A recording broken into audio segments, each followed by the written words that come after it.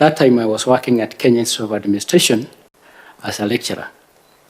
And so the principal then chose three of us to go and do a master's degree so that we could be able to teach and come and teach at KIA. That as far as my academic. However, during all that time, I have been able to attend several other courses, short courses, in management, corporate management, balanced scorecard, communication, strategic planning, which I think they are quite relevant, and I'll talk about those ones later. As far as my career is concerned, I started after graduating from the University of Nairobi. I was posted to a school in Kitui called Matinyani Secondary School as a teacher. I was in Matinyani for 1 year, and I helped establish the Department of Business Education in that school. After 1 year in Matinyani, I saw an advert that was from the Public Service Commission inviting for graduate management trainees to join the Directorate of Personnel Management in the Office of the President. I applied, and I was successful, among others, and we were taken to Kenya Institute of Administration to train for 1 year as graduate management trainees. That was very interesting because I was a teacher, and I realized that probably I'll be more useful in the public service, the full-time public service. And we went to KIA to train as graduate management trainees. Due to my excellence and the two others, after the training, we were selected to remain there to train the senior government officers who were coming there for various courses. I was able to interact with several of the senior government officers, and I was able to travel in the country during the training. And it is at that time, when I was KIA, that because of our performance, me and three other members of staff were given the scholarship to go to do a master's degree in the US. After that, I came back and worked at KIA. And after 2 years, I moved into the private sector, worked in a bank, and after working in the bank, where I worked as a project officer, I then left the bank and I went to work at AMREF as an administrations manager. I worked in AMREF for about 5 years. After working in AMREF, I went to the private sector full-time as a management consultant and ventured in real estate as well. After that, I continued with the management consultancy business and real estate until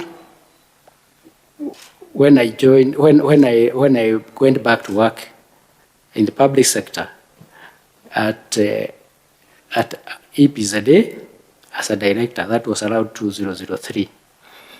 I was there as a director, and after that, in 2008, when I was in my assignment to train staff at Juba as a consultant, I was in Juba training the people of government officers. I was appointed the chairman of IEBC. I was there as a chairman of IEBC for a period of 6 years, from 2008 to 2014. Let me tell you what I think is very important for me for this job. One, I have been exposed to electoral process. My first time exposure to electoral process was in 1979, where I was KIA. I was attached to Kakamega I went to Kakamega for attachment as a district officer as part of the training. And I started, during the 79 elections, I went through the process. Then the elections were being conducted by the district commissioners at that level. I was given the assignment to distribute ballot materials to all the polling stations within Kakamega district then. At the end of the day, that was probably, we did it throughout the day and night, I was assigned to go and preside over one of the polling stations, which I did. I carried out the polling, and I made sure that we returned back the ballot papers back for counting hall. That was an experience that was quite difficult because I worked for 48 hours non-stop, from distribution of the ballot papers to the time we brought back the ballot boxes. I have been involved in other activities, particularly I have watched this country grow democratically from de facto multi-party state to single-party state, de facto single-party states to de jure party or single-party state, translation to multi-party democracy. And I consider that my experience in all this period will be useful in understanding and managing the activities of a commissioner at IEBC. I have seen it all, and it is interesting how we have seen this country transform. And I say it is a process of growth, just like any other child growing. So this experience is useful. I've been involved. In 2007, I offered myself as a candidate in Ken constituency because I have helped many people become, we say, kingmakers. Because I think I was one of the key people that the people who wanted to become MPs in Kenya would look upon. So I thought I could make myself a king as well, just to realize that it is kingmakers don't become kings. But all the same, after that, I have an interest and a passion for good governance. I have an interest and passion for transparency and accountability. And those are the issues that I have learned and practiced, and that will be useful. In IEBC, when I became the chairman, we had 3 major objectives. One of them is to transform IEBC into a special economic zone. That process had started, and I continued. By the time I was leaving IEBC, we had already completed the task, the assignment, and the processes, which involved a lot of stakeholders, particularly in the area of in industry, KRI, all the industries. And I'm happy that today we have an IEBC, we have Special Economic Zone Act, which was through our big effort with the then MD. The other thing, we wanted to make IEBC a self-reliant organization. Since inception of IEBC in 1990, IEBC was always getting money from Treasury. Our objective was to make the institution self-sufficient and, if possible, be able to give Treasury a check at the end of every year. And at that end, we worked very hard to identify what resources we had. And one of the major resources IEBC had was land. IEBC had 1,000 acres of land, and by the time I joined there, less than 30% of it was being utilized. So we were looking at how do you utilize our assets. And this was in line with Vision 2030. Because at that particular time, I remember very well, we went to a workshop on Vision 2030, and we were told, utilize the resources that you have to be self-sufficient as an institution. And we identified 3 areas that we could do that through our strategic plan. One, there was land set aside for housing at EPZ from the master plan. And we thought we could look for partnership to do that work. The other one was a commercial area, which was set aside to be developed as a commercial area. And they looked at how we can partner on PPP basis to be able to develop it. The other one was the land, another big parcel of land, which we thought we could request the government and other government agencies whether you can convert it into a commercial enterprise where the enterprises in that area were not going to be restricted solely as with the EPZ Act. And that process was started. However, we had grown. By the time I was leaving EPZ, the level of employment had moved from about 12,000 people, 20,000 people to about 46,000 employees. The investment in EPZ had grown from about 21 billion to over 44 billion. So I consider those achievements. And those were done through proper leadership. I can say during my time as an EPZ chairman, not a single day did we ever decide issues of the board and management through votes. I'm a consensus leader, I'm a strategic leader, and I'm transparent. Thank you, Madam. Thank you so much, Mr. Wanderi. You are a registered voter? Yes, I am. Okay. At which? The last time I voted at Kanyagia polling station in Ikeni. Thank you so much, Mr. Wanderi. I'll now ask Mr. Morris Kimuli to ask you a couple of questions. Mr. Wanderi. Yes. I just need to start by reminding you, you said kangaroo is the lions of Embu. I want to remind you now the cliche is about Yumbisi, a mixed day school in Kitui, where I went. It's no longer lions. Yeah, that is in Kitui, not Embu. Now, that's nice to hear. Help me understand you better. Mm-hmm. You said that you went into a seminary with the intention of being a priest. Yes. Now, I'm looking at priesthood, and I know that by their very nature, a priest is supposed to walk the straight and the narrow. You're supposed to exhibit high standards of decency and morality. Mm. Is also supposed to be a mentor and a leader and to teach the gospel. Mm-hmm. And needless to say, he is supposed to be celibate. Now, what aspect of priesthood defeated you to enable you to say that it was not your calling? Actually, it's not the aspect of priesthood. One of the issues I'd like to repeat from your word, from what you have said, decency and morality is not a preserve of the priest. It's a preserve for a lot of people.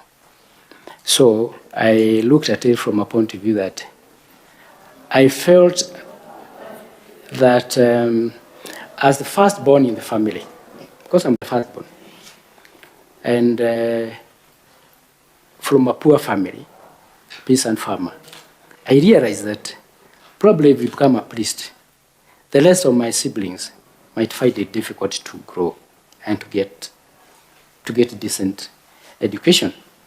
So with that, it's a concern for others that really made me do that. I also felt that I'd probably contribute more as a father of the family than the father of the Christian. Yeah, so I thought that would be more useful. And at the same time, because of my siblings, I felt that I should be able to do that. So, but what I know is that out of my experience at seminary, I carried out Christian values, which I had started because from my parents. That's all right. I get it. Okay. Now, you also said that you worked as a presiding officer in one election. Is that so? Yes. You say that you worked for 48 hours. Yes. Generally, that comes with a lot of fatigue. Yes. And you could, when you are tired, you could make mistakes. Mm. Do you think it is permissible for the IEBC to be allowed to make some mistakes as a result emanating from the fatigue of their officers? The reason why this happened, let me repeat a little bit, is because when we started distributing the votes in the morning and went out almost throughout the night, the following morning, the district commissioner realized that one of the stations did not have a presiding officer. I get that. So what I'm saying is, I've also worked as a PO. Yes. I know we work for long hours. Yes.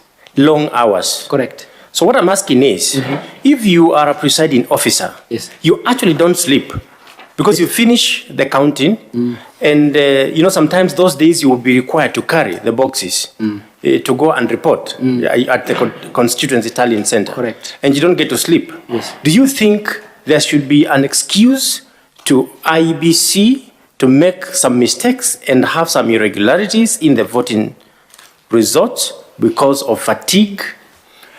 No, I don't think so. I would imagine that the systems and the structures that are in IBC are such that work distribution is well done.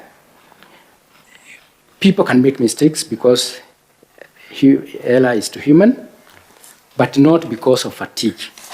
It should be for other reasons, because fatigue could be there, but under the circumstances at the IEBC, I would imagine that there's proper distribution of functions and duties, such that nobody should feel. Okay, during the election time, there is pressure. That's when mistakes happen, because of pressure. And probably poor coordination. So my question is, sir, does the law excuse irregularities on election day? No, it doesn't. You are sure about that? You've offered yourself for election? Yes. Will the courts normally, ordinarily nullify an election just because there were irregularities? They are within the law. Within the law? Yes. So if there is one irregularity in an election, the court will nullify? No. It is according to my understanding of the electoral law. Yes. Those irregularities, unless they constitute factors that make the votes invalid, they should not be allowed. The election should be upheld. The irregularity should affect the results, the outcome of the election. The outcome of the results, and that is in Section 83 of the Thank you very much. Act. Now, in your case study, sir, when you are answering this question on dead voters, you made a proposal, and I want you to defend it. You said one way of dealing with 2 million dead voters found in the voters register is to have IEBC advertise the 2 million US voters in the Kenya Gazette and in 2 dailies of national circulation. Was that you? I'm not sure. You can read for me what I wrote. That's exactly, I'm reading exactly what you said because I have your... Okay. So do you think there is a framework for publishing a notice in the Kenya Gazette? Do you think that's the best way of dealing with dead voters in the register? You publish in the Kenya Gazette names of people, you publish in local dailies. I would like to add that when I was doing that case study, the first thing I said was that, first of all, is to establish the authenticity of that information as IEBC to see whether it is correct. If it is correct, we would liaise with the register of persons to be able to identify those members who are in the voters register and they are in the voters register so that we can update the voters register, remove the dead as part of the mandate of IEBC. So your suggestion was before you remove, yes, you need to publish their names in the Kenya Gazette? No. Before we remove the names, we'd have to seek the information and verify that information with the registrar of persons. You are aware that most of the deaths are not registered immediately? Yes. And at any one particular point in time, there will be dead voters in the register? There are actually dead voters throughout the election period, but there's a cutoff point, at least 3 months before the election. And therefore, we should clean the voters register before that time. Okay. You also stated in your case study, Shah, with respect to unregistered youths, and you said it is the responsibility of political parties to mobilize the youth. Do you know whose responsibility it is to ensure people register to vote? Yes. Before you are registered as a voter, you must get the ID. The work of issuing of ID is the responsibility of the registrar of persons. That was part of my answer because if I can remember well, I said that I would mobilize the political parties together with the registrar of persons to issue ID because the political parties have an interest in these people getting registered. For them to be registered as voters, they must go through the process of getting the ID. So I look at the whole span. The politicals can mobilize people to go and take the IDs, and then the IEBC would be there to register them as voters. So I was looking at it as a stakeholder involvement. So as a matter of law, yeah, I get it, it's a stakeholder involvement. Okay. As a matter of law, according to you, who has the principal responsibility to ensure people register to vote? It is the IEBC. It is the IEBC. IEBC. And it is the IEBC that is supposed to design means and ways of ensuring people register. Yes. Not political, but political parties may have a secondary role as a stakeholder. Of mobilization. Of mobilization. Yes. Now, if you go to a polling station on voting day and you find that your name is not there, or your name is misspelled, or there's a problem and you cannot vote, whom would you blame? I would blame IEBC because IEBC's full mandate to register me as a voter. And then I would only do that. Of course, if they come to a point where I cannot vote because my name does not appear, and if my name does not appear, then it is the responsibility of IEBC to have my name. And because there is a register, they must register that, the principal register that they have. So you would blame, I don't appear there. You would blame IEBC? I would blame IEBC because I have my ID. And I have presented myself at the polling station. I blame the IEBC. Do you think you, as a voter, also has a responsibility to ensure on voting day you vote? Correct, because the register is open long before, about 60 days before the elections, and I can go and confirm whether my name appears in the register or not. So if it does not appear, then I would seek to know why. I would seek to be registered if it does not appear. But that is a situation whereby you are talking about, I have already registered and my name does not appear. I think. So I was talking about voting day. So you understand that a voter has a duty before the election day to ensure that his or her name is on the register. Perfectly. And who has the duty in law to ensure that the voter knows that he or she has that duty to inspect the register? The IEBC. The IEBC. Yes. Through voter education? Yes. Yes. Or somebody else will take you on voter education. But just one question, just briefly, what were the key, what would you say are the key failures of technology in our election process? Very, very briefly. Basically, the key area of failure in our technology was, during last election, was the transmission of votes through the technology that was, through the technology. That was one. And communicating that information, the election results, to the tallying centers. So the key area of technology was I would say, network at that particular time. Yes. Network? Yes. Okay. According to the report from IEBC. Okay, thank you very much. And thank you very much, Madam Chair. Thank you, Mr. Kimuli.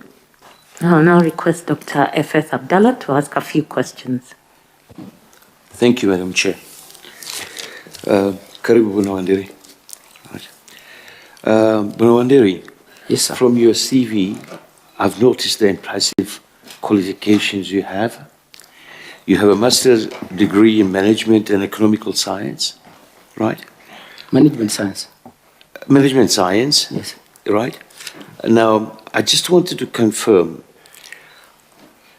I've seen also on your papers that you're director of Roots Credit Limited, 2017 to now, then managing consultants, patent consultancy, executive director, Sawana Group of Companies, the property development company. Could you please confirm whether you are still active and a holding directorship on those three companies? Currently, I'm a director of Roots Credit Limited. Yes, currently. What about the Spartan Consulting, executive director of Sawana Group? Savannah Group, I am no longer a director there. Spartan Consultancy, yes, my business I do. I'm a managed consultant, as I had said earlier, so I'm still doing that business. So you are still active as a director in the two companies, not the Savannah Group, right? Yes, no Savannah Group. All right. Okay. So do you hold shares in these companies? Let me put it this way. Spartan Consultant Services is actually a sole proprietor. Roots Credit, yes, I have some small shares in Roots Credit. All right. I'm a shareholder. You're a shareholder. At what Yes. percentage there? Eh? Are you active in the shareholding? Are you one of the leading shareholders in Roots Credit? No, not one of the leading. I'm a small shareholder. Okay. Yes, I'm a small shareholder, but Right. I'm active in the management of, I share one of the committees of Finance and Operations Committee of Right. the Roots Credit. Okay. Yes. All right, thank you. Now tell me, on your achievement in your CV, you claim to have converted, or rather bring up the investment from 2 billion to 6 billion? Actually, it's not. That's an error. When I was looking at the report, it was from 21 billion to about 44 billion. Oh, so the 2 billion to 6 billion has got no relevancy whatsoever? No, yeah, it was bigger than that. That's what Yeah, I of mean. course. Yeah. I heard you this morning saying that Yeah. it came from 21 billion About 44 to billion. 46 billion, right? 44. 44 billion. Yes. So that's a 100% increase in 4 years. It's more. All right. Yeah. All right, that's good. That's a 25% increase of value per each year. In which areas of trading or investments did this 100% increase come in from? Within the period of 6 years, we attracted investors in the textile sector, big. We attracted investors in pharmaceutical, in big way. Local investors who wanted to manufacture and process macadamia for export.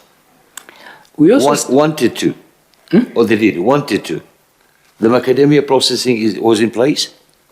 it was the decision of the board and management. What I did there is I tried to make it seamless in terms of decision making. What I mean seamless is that all the management decisions that were made were processed quickly by the board. So if there are investors who wanted to come and invest within EPZA, the management would bring that information to the board, we process it, and they would proceed. So that is how we are able to even expansion of EPZ, which was known lightly from Athi River and Mombasa, and we were able to take it to other places like Kitale, in Mtwapa. So we did that, it was good. It was good. Yeah, I understand, Mr. Andre, but that doesn't answer my question. Where did, from 21B, when you came in, the 21B was the value of assets in your balance sheet? Investment in the EPZ. Now, and those, yeah, so that's the shareholders' funds in the balance sheet. It is the investments, either in form of land, capital injections, and whatever. Let me clarify how EPZ works. Right. So that we can be on the same tune. EPZ as an authority regulates investors and attracts investors who come to the authority.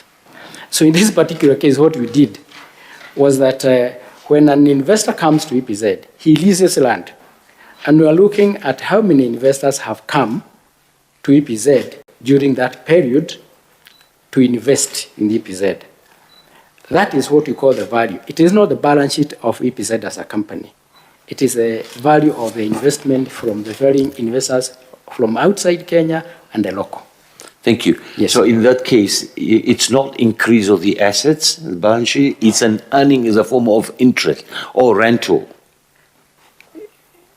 No, it increase in the value of the investment by investors within the EPZ zone. So the investors will spend money to construct or their own units or something? They would do that. Right. Or they could hire even go-downs that are already built. Yeah, so if they hire the go-downs, then it comes in the profit and loss account as a rental income. The rental income to the EPZ. It will come a rental, yeah? Yes. So what was the trading activities? What was the trading differences?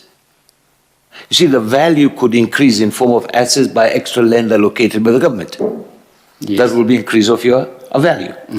What we really wanted to be educated on, what was the trading activities? How did you increase the earning for you to be able to contribute to the exchequer? We were actually moving. Our strategy was to move from getting money from exchequer to be able to finance EPZ operations. At that particular time, by the time I was leaving, we were still getting money from exchequer because we had not completed the process. So we were earning income from the rentals for the companies that have invested, either built land, because when you build land, you pay rental on that land that you have built on at a certain rate per year. When you hire a go-down, you pay the rentals on that for that go-down. So EPZ income itself was basically from the rentals. Right, sir. So in other words and in short, you could have increased the value of the EPZ, but you are still not self-sustainable. You are still Correct. being financed by exchequer. Correct. Right. So do you think that could have improved if you still continue there? Because, as you say, at the time you left, you did not achieve your goals of not being able to be still dependent on the exchequer. Thank you, Mr. Abdallah, for that question. It was going to happen. It was? Yes, it was going to happen. Right. Because what we had set on to do, we had 70 acres of land that had set up at the master planning for housing. And we had started the procurement process of getting that land to work to get a public-private partnership through the Treasury Department of Public-Private Partnership so that we could invest an investor. And our idea was we get an investor who comes in, builds, and then we agree that we have provided this land, it is valued so much. You have come up with the technology, you have come up with your money, and you have built. And our intention was that we could use the houses built to sell to the government officers. We were looking at the military, we were looking at the police, so that this government land, so it could also be what government land. So in that process, would be able to be left with a certain amount of houses that would lease out, rent out, and EPZ will be having a regular monthly income that will be able to finance its operations. That was one of the issues that we were trying to do. So it would have happened. Thank you. Yes. Thank you. Now, shifting from your professional, Yes. profession, is the Constitution of Kenya 2010 provides that the general election shall be held when? Every 5 years. Go on. And for who? Presidential elections, parliamentary elections, governors' elections, elections for MCAs, so all, and the women rep. women in all the 6 elections. Right. When? Which time of the year? In every Tuesday, there's a second Tuesday of the 5th year. Yes. So I can see that you are actually as conversant as the economist, yeah? Right, tell me, Thank you. Mr. Nderi, on a straightforward one. Why do you want to work for IBC? Oh, that's an interesting one. I think I would like to work for IBC because, one, I love this country very much. I'm very patriotic, and I like to see things being done transparently in an organized way. I think I have the skills, first of all, on corporate governance. Because when I'm looking at the IEBC Act, I realize one of the major problems that IEBC has talked about is corporate governance. And I'm asking myself, why? So I think I can bring corporate governance together with the other team. It is not me. I can bring corporate governance in IEBC. 2, I look at the IEBC because of people see IEBC as a policeman for elections. Because you don't hear about IEBC until there's a by-election or a general election. There's very little else you hear about IEBC. IEBC must communicate with Kenyans. I would like to bring that because I have been involved in stakeholder activities, particularly when we were developing the special economic zone. There are many people who are opposed to it, but we came to understanding. So I would like to work for IEBC because I can bring those skills. I understand the political processes. And if I am going to be one of the commissioners, I would like to see IEBC predict what kind of problems are we likely to get in this general election or in this particular time, so that you can prepare to counter them in time before things go wrong. So I can offer that leadership. I am also a consensus builder. Like I have just told you, at no time, however, made a decision through votes in the board. I like to build consensus. Yes. Thank you very much, Mr. Nderi. I mean, wish you all the best. And as they say, age is just a number. Keep it up. Thank you. Yes, age also comes with experience. I think I have a lot of experience. Thank you very much, Mr. Abdallah. Thank you, Dr. Abdallah. I'll now request Mr. Gideon Solonka to ask a few questions. Mr. Nderi, I want us to go back to your involvement in the 1979 elections. Yes. You indicated that the elections managing body then were DCs. Yes. Now, when you compare that period and the current period that we are in with a different elections management body, that is IEBC, what difference do you see in terms of how the 1979 election management body conducted themselves and how IEBC is conducting elections now? In Sri Lanka, there is a huge difference. One, during that time, the independence of the electoral body was not there at all. And the DC would determine who wins the election, whether the votes were more or less.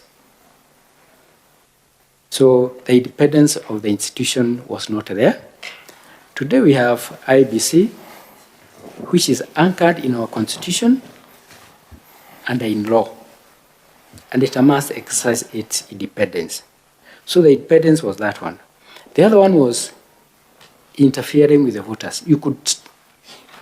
The voters during that time had no independence in terms of determining whom do I vote for. And you could vote for me and the announcement would be done for somebody else. There was no, there were agents, but agents could be told to stay outside there without necessarily monitoring the electoral process. Today, agents have to be at the polling stations. If they have any irregularity, they will communicate. That time, there was nobody to communicate to, because the government of the day was to determine who was to be a member of parliament.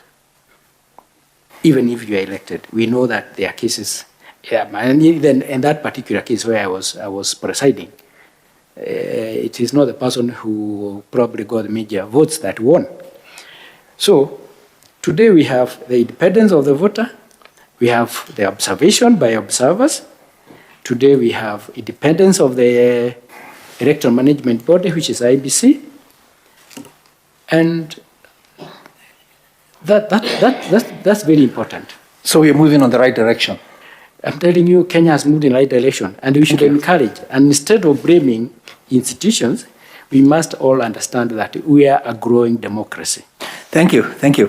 Now, again, let us revisit your 2007 candidacy. Yeah. Where did you lose? Was it at nomination or during the actual election? Okay, no, let me tell you why I lost the elections. First, tell me where. Was it during nomination or you went all the way to... I didn't go through a nomination process because I chose a party that gave me a direct ticket. Okay. That was Mazingira Party. So I did not go through the nomination. I lost at the polling. And elections are very expensive in Kenya to a candidate, to the government. And you realize that when you go to the elections, you must have a lot of money. If you don't have, it is difficult to win. Elections in Kenya are not decided by the good ideas you have or how well you have worked, because I had worked in Kenya for a long time with the people. I was actually, if you look at my CV, I was a CDF chairman in the first CDF money that was done in 2003. I was chairman of CDF in Kenya. And I was able to do structures that made sure that the 6 million that was given the first year and the following money, that was properly utilized. So I thought that it had earned me a good name, but I realized that is not a good name, and good work is not enough to win an election. Now, were you satisfied with the results? Yes, I was. Actually, I was satisfied. I did not appeal. I did not want to appeal. And I decided that I think I would be better and more useful doing other things for this nation than continuing to seek the position of a member of parliament. So I never tried again. Okay, now speaking of elections in Kenya being expensive, what will you do as a commissioner to ensure that what counts is ideology, policy of a candidate and not the deep pockets that a candidate has? You see, there is a election Fund Management Act that was supposed to be introduced by IEBC in 2013. And I think it is again being introduced by IEBC for legislation.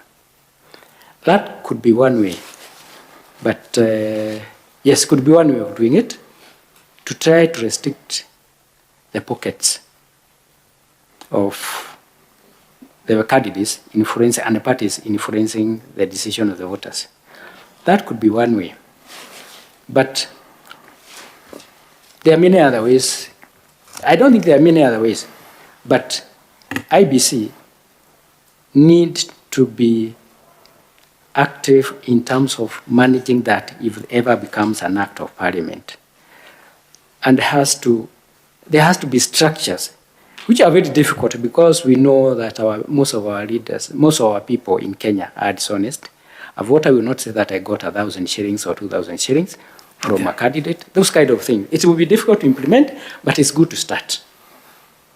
Thank you. I'm sure you've seen our nomination processes, party nomination processes in Kenya. They are normally perceived to be disorganized, marred with technical difficulties, surrounded with persistent rumors of fraud, manipulation of results. Okay? Now, as a commissioner, what will you do to ensure that we have clean party primaries? I think one of the issues, I think, and I keep saying this because it has worked elsewhere, is to involve the political parties in the process of nominating their candidates. Let me start by saying, first and foremost, all candidates are supposed to submit their nomination rules to the IEBC before. Yeah. And those nomination rules are supposed to be followed. I would request and urge the candidate, the political parties, to allow, of course, at a fee, IEBC to conduct their nominations, instead of them conducting nominations and bringing the candidates. And I would even seek whether we can have a legal framework that can govern that, so that we have good, credible nomination process, because that is where the election starts. Okay. Now, what is an electoral cycle? Well, an electoral cycle is a process of preparation before the elections. It has 3 cycles. The preparations that you do before the elections, that involves voter registration, voter education, the registers, all that process that comes before the election. Then the election period, that is the polling period, which also has the voting period, the problem of what are the structure, the system that the IEBC would take in place, and then the post, whereby you evaluate what you did and whether it is correct, where you went wrong, where were the gaps. So the post-election is an evaluation process, so that the issues that came up during the polling and the preparation, you don't repeat them during the next election. So lastly, when do you deem an electoral cycle to be conclusive?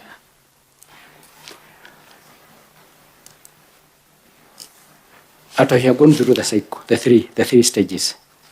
And so what will inform that this cycle is concluded? After you have identified the gaps, you have identified the flaws and the areas that need to be improved.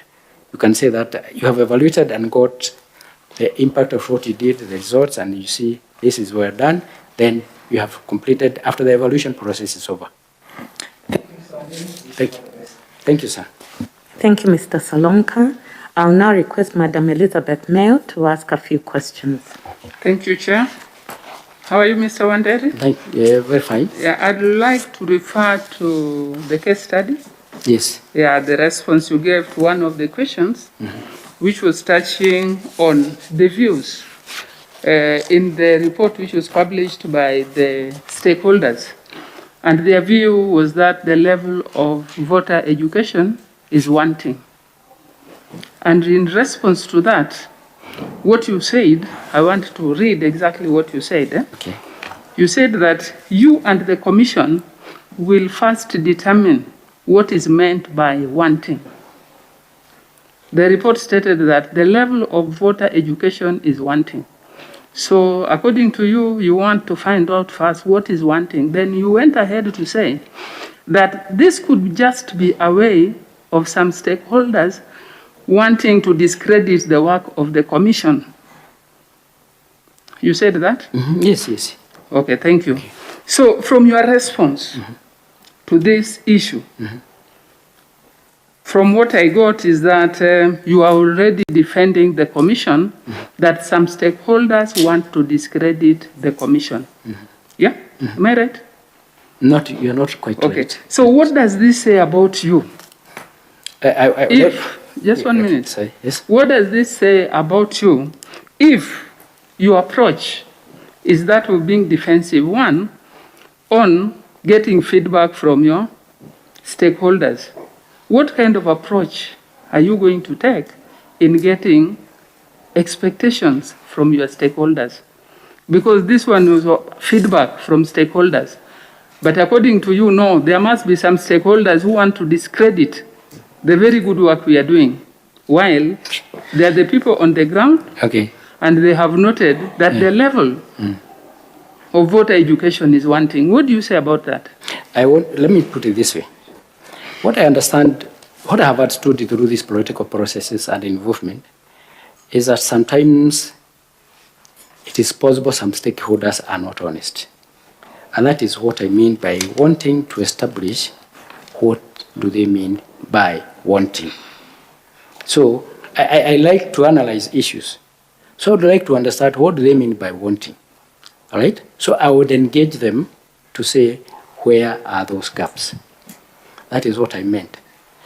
And my statement that I'm defensive is not that I'm defensive. I am analytical. Okay. I just want to know that this is a problem. How do you deal with it? And that is why I'm saying, once we have identified it is true that there are areas that have the gap, then IBC would take up the issue and do it. The good thing about the stakeholders is they give you feedback on their feeling. And it is very, very important in a political process to have this feedback properly delivered to you, analyzed, and then you act on it. I am not defending IBC. Yes. Thank you very much. Okay, thank you. You also told us that elections in Kenya is determined by the good ideas. Is not determined by the good ideas one have, but the level of finances you have. You still stick to that? In most of the cases. In most of the cases. Okay. Yes. Okay, now this brings us to the culture of expectation of handouts in this country. This has been identified as one of the challenges which actually is affecting voter education.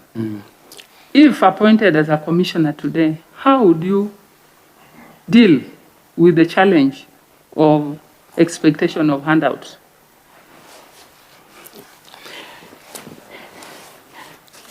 If I am appointed the commissioner, which I believe I will, because I think I have the capacity, one of the issues that I think is very, very important in the electoral process is to legislate some issues and make IEBC have the capacity to implement and punish. What we have today, and I don't know very well, but probably I start guided as well, in this republic, whether somebody has spent money beyond and he's seen dishing money to voters, I've not seen anybody being punished. So I would seek for interrogation between the enforcing agents, not interrogation, but I mean the support of the other government agencies, including the security, including any other government agency, to see that we engage and do a legislation that will make somebody pay for bribing voters. It is there already, but enforcement is not happening. So I'd look for ways through which we can enforce some of the things and probably expand in terms of accountability. Right now, I'm not sure that the candidates account to IBC how much they spend during the election. And the two, there's a very high level during the campaign time of emotions.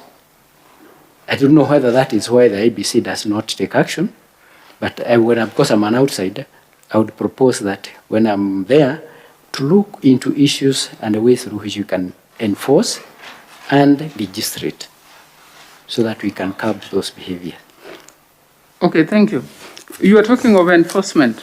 Enforcement you cannot do alone. Yes, that's what I've talked about. You will have that whole government approach. Yes, that's why I've talked about. So who are the key stakeholders you think you will engage in this process such that your enforcement measures are actually implemented according to plan? The security agencies, the Ministry of Interior, Judiciary. Judiciary is very, very key in this one. and the non-government organizations that can be of value. Non-government agencies. Okay. If you are to do that, how will you still maintain the independence of the commission? No, you do. Okay, you are looking at the way through which legislation can be done. Legislation would actually enforce the independence of the IEBC. You are only looking at the contribution and ideas from other stakeholders, and it would also be good to benchmark with other institutions, because we are living in a world where these things are being done. We can be able to borrow from what has been done in other countries and try to implement. And that is why Kenya is where we are, because I think most of our institutions are trying to do the best. So I would want to look at what practice has been done in other countries and see whether we can be able to apply it here and what it takes. Okay. Yeah. So next, Mr. Wanderi, can you tell us what are the causes of voter apathy, and what would you propose as an IEBC commissioner to address this challenge? I think what I consider to be voter apathy, one, is arising from the leadership. What I mean is that we were a member of parliament. He promises several issues to do. He does not do one of them, or he does just part of it. So I ask myself, why should I vote for him again? That is a major cause. The other one is particularly among the youth. A lot of youth don't see the value of their votes, because sometimes they vote and they are very excited, they are mobilized, but after that, the candidate they voted for also disappears.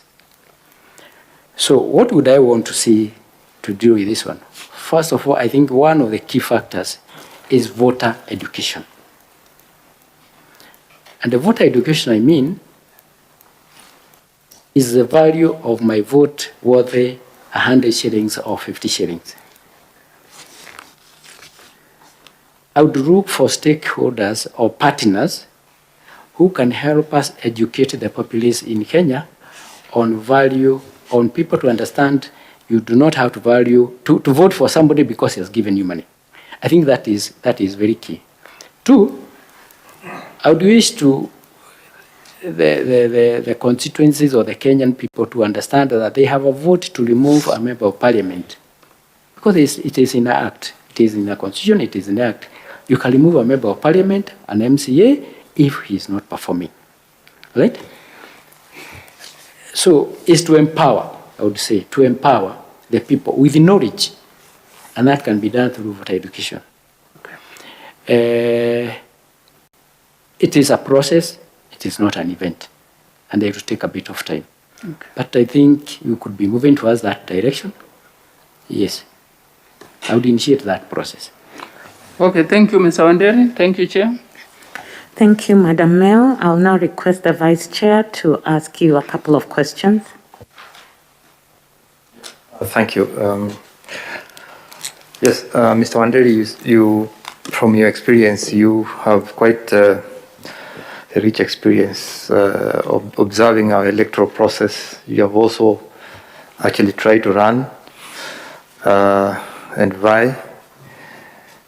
Now, when it comes to IEBC and the electoral process, there's an observation that has been made that, and you mentioned one of them earlier on in your 1979 experience, there has been an observation that state interference, especially by the executive, or what sometimes referred to as state capture, is a major component.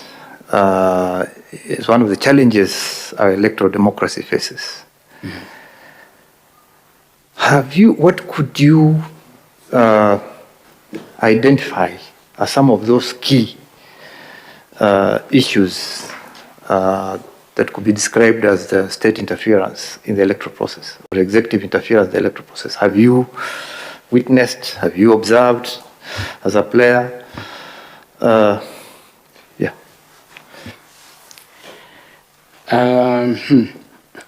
I'm not quite sure that I have observed, but what I have observed is what you call state capture. But I would like to say that political parties are formed to capture power. And at in one particular time, there is a political party that will be in power. And that party that is in power at that particular time will have another party, which probably the second party that will be an opposition. During the elections, all those parties fight to capture leadership of the nation. Of course, the party that is in power would want to retain, and in some cases, that's where the interference can be seen from the other party that is not in power. Whether it is true or not, that remains to be decided. Because we have a government in power, it is formed by a political party, and that government is performing its functions. But some of those functions may be interpreted as state capture or state interference. Let's take, for example, the financing of IEBC. It is an independent commission, but it depends on Treasury and the Exchequer to operate. So, if IEBC does not get money from the government, does that account to state capture or not? Really, I think that is debatable. Okay, so it is possible there could be things that can be said they are state capture, but and it depends on how you interpret it, because the political parties fight, and they will use any means to discredit and say this is happening with IEBC. I do not have very clear examples, but I think we all know what happens, and that's what we are interested in. What I mean is when those kind of things happen. We may not know. Okay. I'm saying, for example, now, if the IEBC does not have enough money to conduct an election, is that what you consider as state power? Now, does IEBC as an institution, when it is seen working with other government agencies, is that part of state power, state capture? I don't know how to define that. So I find it difficult to respond precisely. Okay. Yeah. Yeah. No, I was not looking for a precise response. It's just your own perspective. Okay, exactly. Thank you. From the registration of voters, from the issuance of IDs, you know who's responsible for that? Come again? Issuance of IDs to young people. Yes. You know who's responsible for that? Yes. That is who? The registrar, the civil register, the general persons, yes. Not IEBC. Not IEBC. So, if a certain region, youth in a certain region, for some reason don't get IDs so that they can become voters, that's just one. Security, management of security during elections. Again, that is really not IEBC, isn't it? It's still the executive arm of government, isn't it? Yes, yes. To what you have already mentioned, release of funds to IEBC, which has been a major problem. Again, the executive has a very important role to play, isn't it? Yes. Now, all these things, now you are a commissioner. Yes. One region, and you saw in the case study the 2 million, yeah? One region, youth have not been issued with IDs. The other regions, everything is perfect. Yes. The budget for voter registration and buying of technology for elections is not released for some reason or another. until the last 6 months. During elections, you're not in control of security. Yes. So in some regions, chaos is allowed to happen, while some regions, things are fine. How do you handle this kind of matters? Let me start by registration of issues of ID cards to the youth. In the curricular report, it had proposed that by the time somebody gets the ID, he should also get the voter's card. And I'm not sure that has taken place yet. As a long-term solution, I would look at the way through which we can engage those two bodies so that by the time you get your ID, because by the time you get your ID, you also get you're registered as a voter. Let's assume, Mr. Wande, let us assume this is happening in 2022. You are a commissioner, you're supposed to make decisions regarding those difficult situations. Okay. If it happens now, I would try to negotiate with the registrar of persons to get manpower to go to that region and try to register voters and make our issue IDs and make our team to be available at the same time so that they can issue voters, register voters. That is what I would like to do because it's an immediate thing. It's a current problem, and we must sort it out before the next election. Because if you don't do that, we will be doing what we call voter suppression, and it is wrong, and because it will be in certain region. So I would avoid voter suppression. 2, the budget. The budget has been released, and the equipment are required within probably a long time so that we can try them and test them and see whether they are working. I would approach the procurement authority and ask them to allow us to do single sourcing, all right, supply of the technology. Because going through the procurement... Just to mention to you that in the case of IEBC, it's the one that procures. Resources come from elsewhere, but IEBC procures. Okay, if I got it right, you said the budget is released very late, all right? And what I see, if the budget is released very late for procuring the technology, it means that going through the whole process of procurement will take a bit of time, and we may run out of time to have everything in place. That's why I would seek the authority of the technology that IEBC must have identified. Because what I'm saying right now, IEBC knows we are going to have an election next year. There's no reason why IEBC cannot have identified the kind of technology that will not let us down during the next year's election. Because that is part of their business.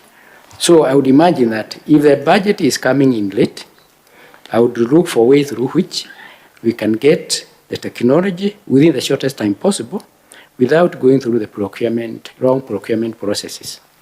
Because that can delay. Because we can go through the procurement process and then you have people going to court and saying that has not been done, what. So with the authority of the procurement authority, we can be able to have the technology in time. Security. Security is a major issue. And security is a major issue. You know, IEBC does not have its own askaris, does not have whatever, it has to depend. I think this requires negotiation skills of the commission to negotiate. And because even the government of the day wants secure elections, I don't think there's a government of the day that wants to disrupt the elections. I think the government of the day wants secure elections. So we can negotiate. I would engage the security agencies or the leaders of security agencies, the Minister of Interior, the police, and whoever else, on a one-on-one negotiations to see what we can do. And I will not do it in secret. I would want to publicize so that the Kenyans know that we are doing something about it. Yes. Now, just a final one. Okay. A very simple scenario. You are a commissioner. You are the one responsible for the committee on stakeholders, especially on water education. You're in the middle of a meeting. You have 4 groups waiting, 3 groups waiting. One is a group of stakeholders from the coast. They traveled overnight to come and see you. 2 is a group of women voters from Mathare. 3 is a group of physically disabled people. They've come also to see you. Then in the middle of the meeting, while you're going through all this, a delegation of senior government officials arrives, led by the Minister for Interior. And the PA comes to you and says, Commissioner, we have this mission here by the government, senior mission by the government. They want to see you. The minister, the cabinet secretary has to go to other meetings. How would you prioritize your engagements, given that you have this other also people waiting to see you? How would you prioritize your... Okay. I'm a commissioner in charge of this, and you have said there's a group from Coast, a group of women from Mathare, and a group of physically disabled persons. Yeah. What I would like to do is, first of all, to understand the issues that have been, why all these people have come. The group of women from Coast, what do they need? Is it something that I must do, or is it something I can delegate to somebody else to do it? All right? The same case would apply to the group of women from Mathare. What they want, is it something that I must be present when it is being done, or can I delegate to another person to do it? And finally, the physically disabled, the same. Depending on the importance, I would seek to delegate this to some other people as I attend to the minister, and then come back and conclude our discussion with these people. That's how I deal with it. So your stakeholders, secondary, minister... They're not secondary. I have already left somebody to attend to Minister them. primary. Thank you. Thank you. So the minister could be bringing us people to learn the elections and give us security. Thank you, Vice Chair. I'll now request Reverend Father to ask a couple of questions. Thank you, Chair. Mr. Francis, allow me to take you through a few questions. I'm humbled that in your introduction, you gave us a narrative of how you've grown from a very humble background. You also went to a point of becoming a servant of God, but you thought of going back to serve the community and the family, and you ascended through the academic arena up to the point where you served and you were given an opportunity to go and study in your master's degree. Is it true? Yes, it is. So in your way of thinking, what have you done to give back to the community that gave you that opportunity to go and learn? Okay, thank you very much, Reverend Father. For many years, I have volunteered myself to serve the community in various ways. Like I have said, I was the chairman of CDF in 2003, the period of 2003 up to 2005, not 2007. And that was not a paying job. I used to travel to go and do the service to the people. I was not being paid, not even petrol, because I have ideas that I thought my ideas would help the community. I serve in a number of boards, school boards, just to support the education system. And that is also for free. I serve in my church. I live in Roraka Catholic Church. I'm a member of CMA. I am involved in the fundraising. I have supported various community projects. I also serve in a very small board of what you call village polytechnics, because I want to encourage the young people and the people in the rural areas to be involved and to learn, particularly so that they don't become desperate. So I'm involved in the community projects in a big way, water projects.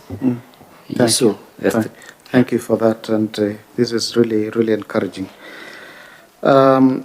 Najua unaelewa kwamba Wakenya wengi wanasikiza na wanatuangalia kupitia runinga zao. Na wangependa kusikia kidogo kwa lugha ambao wengi wao wanaifahamu ya Kiswahili. Yes. Tunajua kwamba baadhi ya Wakenya hawaamini kwamba, wanaona kwamba IEBC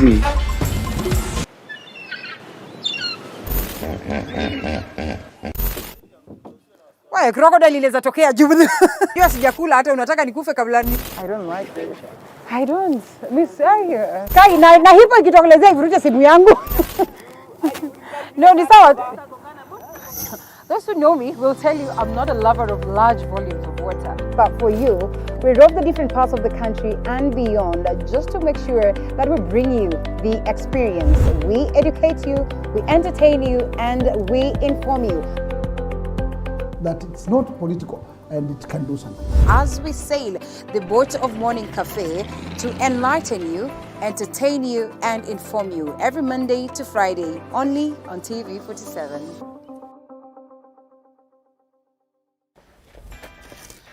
Woo.